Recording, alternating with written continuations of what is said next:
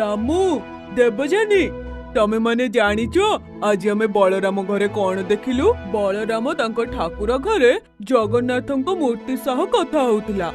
एमिति कथा होउतिला जेमिति ठाकुर तो आगरे बसिकी सबु कथा सुनुचंती।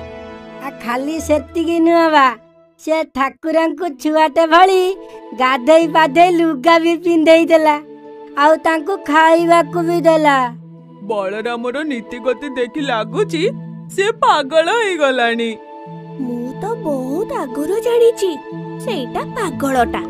देवजानी ठीक कहूची बलराम पागलटा नहले कोने महाप्रभु जगन्नाथंकु सेता सांगो बोली कहिथांता। दामू देवजानी पछुकु चाहे कौन कथा होउच।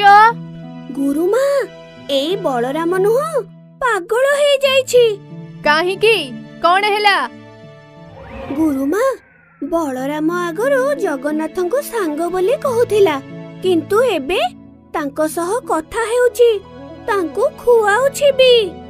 हाँ गुरुमा आज आमे देखिलु सेता ठाकुर घरे जगन्नाथंको मूर्ति को गाधोइला खुआइला सते जेमिति ठाकुर ता हातरु खाउछंती।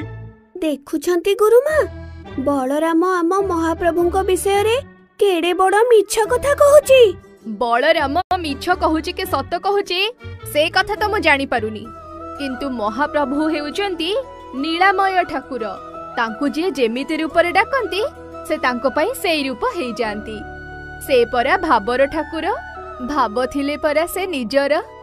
गुरुमा ताहले जदि मु जगन्नाथंकु मोर भाई बोली डाकिबी से कोन मोर भाई हेई जिबे की।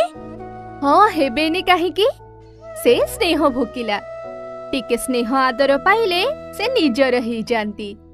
तुम मानंकु मु आजी भक्त आउ भगवान कर एक सुंदर कहानीटी कहिबी जहा के एक सत्य घटना उपरे आधारित।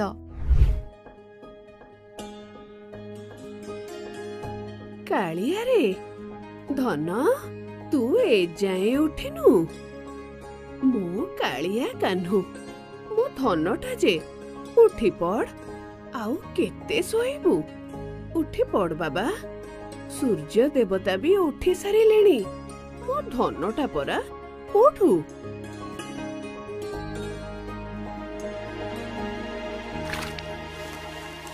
कालिया एई ने दांत काठी तू एठी बसिकी दांत घसुथा मु पानी नहीं आसुची आसिले तते गाधेई देबी।